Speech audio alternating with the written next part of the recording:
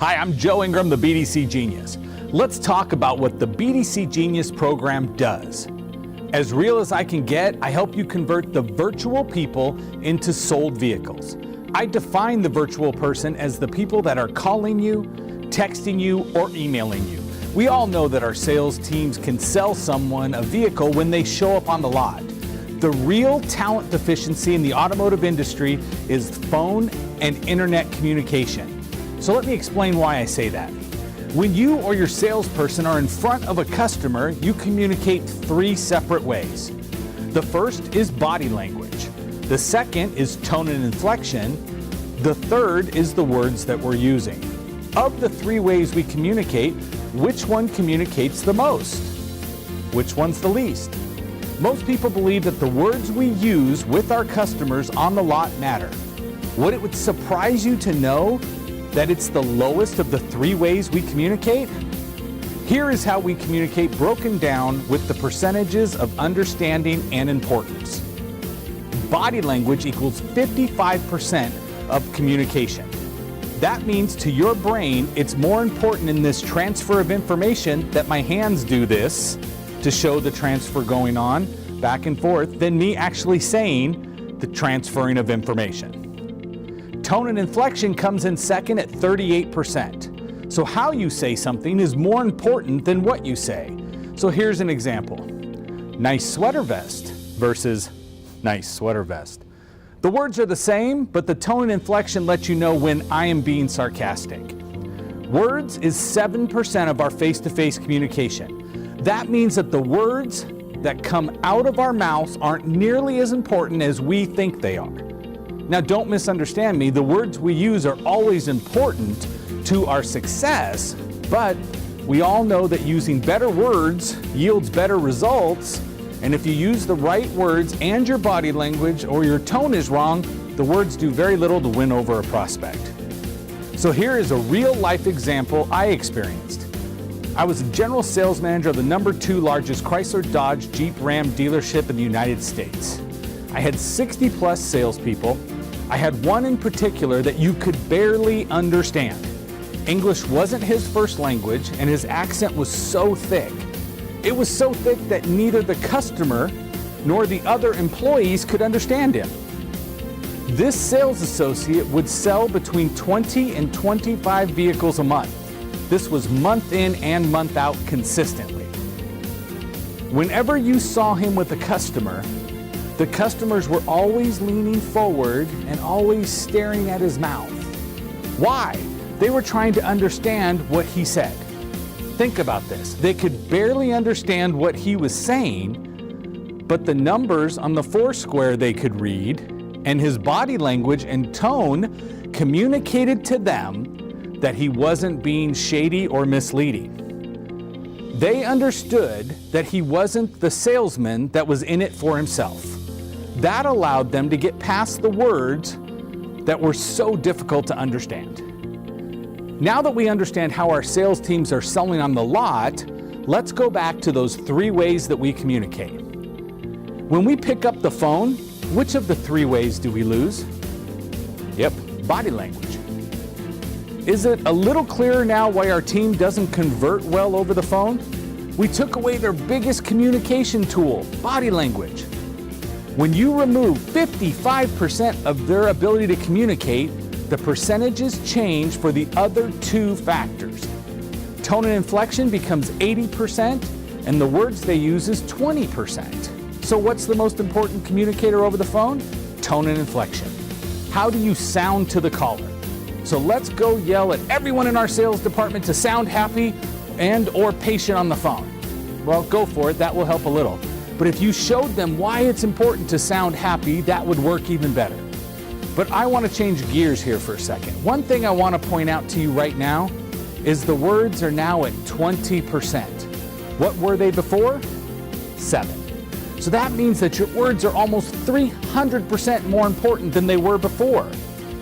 So hopefully that light just went on inside your head, and our salespeople are using words that require body language to be communicated, and that doesn't relate well over the phone. Most dealerships I go into when they are tracked for 30 days show the sales department with a 20 to 30% conversion of call to appointment.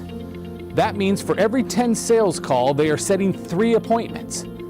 Think about that you're paying money to make the phone ring and your staff is failing 70% of the time. That is like you're throwing your money away. It would be better to cut your advertising budget in half and use the other half to improve your staff's ability to convert phone pops into shown appointments. Then add more advertising. Now, let's look at your prospects that are only emailing you. Do you see what just happened to your salespeople way of communicating? What is the only thing left? The words. They are now 100% of the communication. Is that now any wonder why internet departments are happy to get above 10 to 15% closing rates? Most new car franchises are lucky to get 10%. Most used car lots are lucky to get to 20. If your salesperson is using the body language words in emails, you are paying to get a lead sent in so that your staff can email them back saying, "Sorry, we're closed." Now here are some quick ways to improve your closing on those virtual prospects. First, over the phone. Let's ensure your staff answers the phone professionally. 2, ensure that they know your inventory. If they sound confused, it will cost you deals. 3, give them a script to learn. This script should be designed to yield the desired results, which is an appointment that shows. Make sure they're tactfully offering the caller something other than the vehicle they called in on. I call that the shakeup. Now, make sure they are collecting the caller's information and give them a way of getting it without saying, "In case we get disconnected," because that is viewed by the public as extremely weak and cheesy, and both of those are identities that we don't want or need. Make sure they're asking for the appointment. We have listened to thousands of calls and we found that over half the calls taken never get asked to come into the dealership.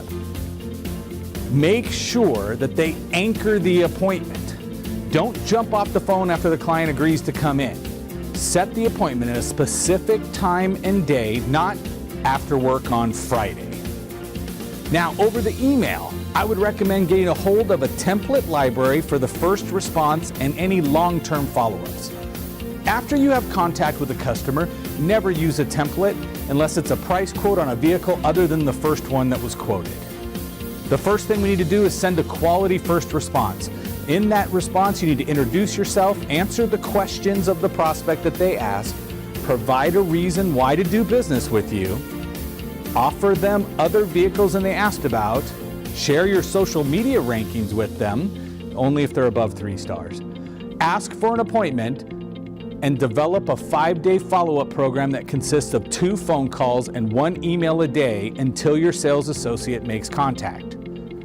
The third thing is develop an extended follow-up process that will last 6 months.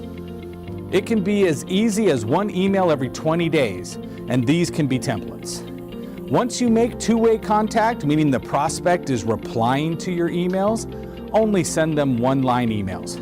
I train internet departments to keep their emails to 140 characters or less, like it's a tweet on Twitter.